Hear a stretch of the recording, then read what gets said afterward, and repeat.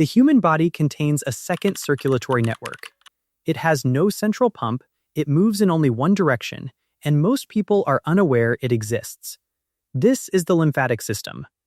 Every day, the lymphatic system drains excess fluid from the tissues, absorbs fat from the digestive tract, and defends the body against infection. Without it, the tissues would swell within hours, and the immune system would be left without its main organizing structure. The system carries a fluid called lymph. To understand where lymph comes from, we need to look at what happens in the smallest blood vessels of the body, the capillaries. As blood passes through the capillaries, pressure forces a small amount of fluid out through the capillary walls and into the surrounding tissue. This fluid, now called interstitial fluid, bathes the cells, delivering oxygen and nutrients and collecting waste products. Most of this fluid is reabsorbed back into the capillaries, but roughly 3 liters per day are left behind. If that fluid stayed in the tissues, it would accumulate and cause severe swelling. The lymphatic system collects it and returns it to the bloodstream. Once this fluid enters a lymphatic vessel, it is called lymph. Collection begins in the lymphatic capillaries. These are tiny, thin-walled tubes that sit between the cells of almost every tissue in the body. Unlike blood capillaries, they are closed at one end. Fluid enters but does not pass straight through. Their walls are made of overlapping cells that act like one-way flaps. When pressure builds in the tissue, the flaps push inward and allow fluid to enter. When pressure builds inside the vessel, the flaps press shut, preventing the fluid from leaking back out. These capillaries join to form larger lymphatic vessels. These vessels resemble veins, with thin walls and numerous one-way valves along their length. The vessels eventually merge into large channels called lymphatic trunks, which drain into 2 main ducts. The thoracic duct is the larger of the two. It collects lymph from the lower body, the left side of the chest, the left arm, and the left side of the head and neck, around 3/4 of the entire body. The right lymphatic duct is much smaller and drains only the right side of the head and neck, the right arm, and the right side of the chest. Both ducts empty into large veins at the base of the neck, returning the fluid to the bloodstream and completing the circuit. The lymphatic system faces a mechanical problem. The circulatory system has the heart to drive blood forward. The lymphatic system has no pump at all. So how does lymph move? It relies on 3 mechanisms working together. The first is the skeletal muscle pump.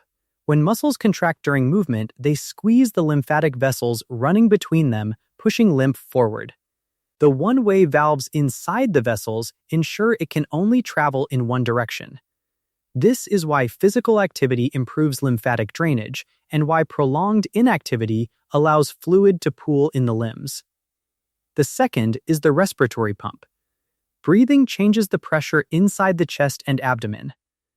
During inhalation, pressure in the chest drops while pressure in the abdomen rises, creating a pressure difference that draws lymph upward toward the thoracic duct. The third is the contraction of the vessels themselves. The walls of the larger lymphatic vessels contain smooth muscle that contracts rhythmically when the vessel fills, squeezing lymph along to the next segment. The result is slow, steady, one-directional flow. Lymph moves from the tissues toward the center of the body and finally back into the veins. It never circulates in a loop the way blood does. Along this route, lymph passes through structures that make the system far more than a drainage network, the lymph nodes. Lymph nodes are small, bean-shaped organs positioned along the lymphatic vessels. The body contains roughly 600 of them, clustered most heavily in the neck, armpits, groin, chest, and abdomen. Each node is enclosed in a fibrous capsule and divided internally into compartments packed with immune cells. Every node works as a filtration checkpoint. Lymph enters through several incoming vessels, flows slowly through a network of internal channels, and exits through a single outgoing vessel. This design is deliberate because the exit is narrower than the entry. The fluid is forced to slow down, giving the immune cells inside time to examine it thoroughly. 2 types of cells do most of the work. Macrophages engulf and destroy bacteria, damaged cells, and debris carried in the fluid. Lymphocytes, a class of white blood cell, inspect the fluid for foreign particles called antigens. When a lymphocyte detects an antigen it recognizes as a threat, it activates and multiplies rapidly, launching an immune response against that specific invader. This is why lymph nodes swell during an infection. The swelling is not the infection itself, it is the node filling with rapidly dividing immune cells as the body mounts its defense. Swollen, tender nodes in the neck during a throat infection are a sign that the system is working exactly as designed. Beyond the vessels and nodes, the lymphatic system includes several organs. These are divided into two groups based on their role. The primary lymphatic organs are where lymphocytes are produced and mature. There are two. The first is the red bone marrow, found inside the flat bones and the ends of long bones. All lymphocytes originate here from stem cells. One type, the B lymphocyte or B cell, also completes its maturation in the bone marrow before entering circulation. The second is the thymus, a soft organ located in the upper chest behind the breastbone. Immature lymphocytes travel here from the bone marrow to become T lymphocytes T cells.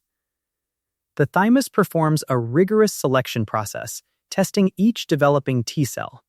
Those that fail to recognize threats properly, and those that would attack the body's own healthy tissues, are destroyed. Only a small fraction survive and are released. This screening is what prevents the immune system from turning against the body itself. The thymus has an unusual feature. It is largest and most active during childhood, and after puberty it gradually shrinks and is progressively replaced by fatty tissue.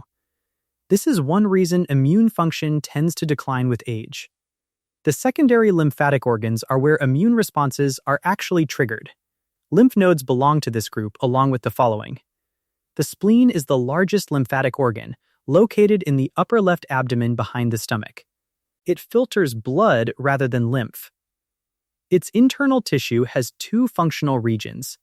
The red pulp removes worn-out red blood cells, recycling their iron, and stores platelets. The white pulp is packed with lymphocytes that monitor the blood for pathogens and mount an immune response when they find one.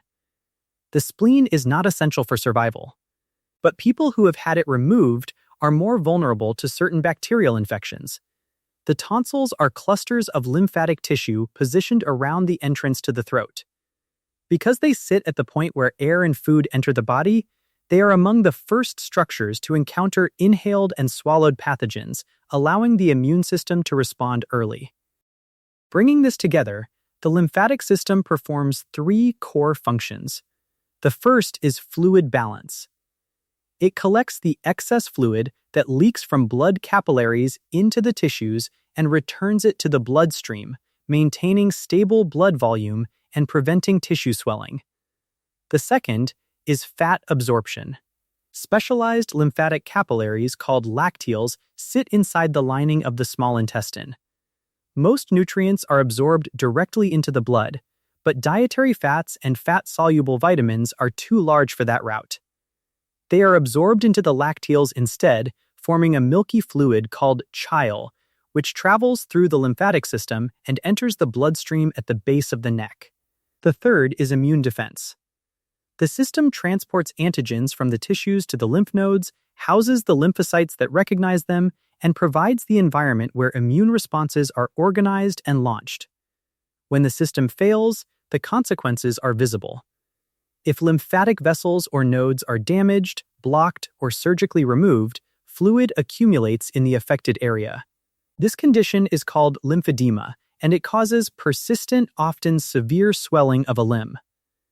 It is a well-recognized complication after lymph node removal during cancer surgery. The system also plays a role in the spread of cancer. Because lymphatic vessels reach nearly every tissue and drain to nodes throughout the body, cancer cells can enter these vessels and travel to distant sites. This is why surgeons examine nearby lymph nodes. When staging a cancer, the nodes reveal whether the disease has begun to spread. The same network that defends the body can, in this case, be used against it. The lymphatic system is easy to overlook. It has no pump, produces no heartbeat, and works silently. But it drains the tissues, delivers dietary fat to the blood, and forms the structural foundation of the entire immune system. Every one of those tasks runs continuously, and without it, the body could not function for long.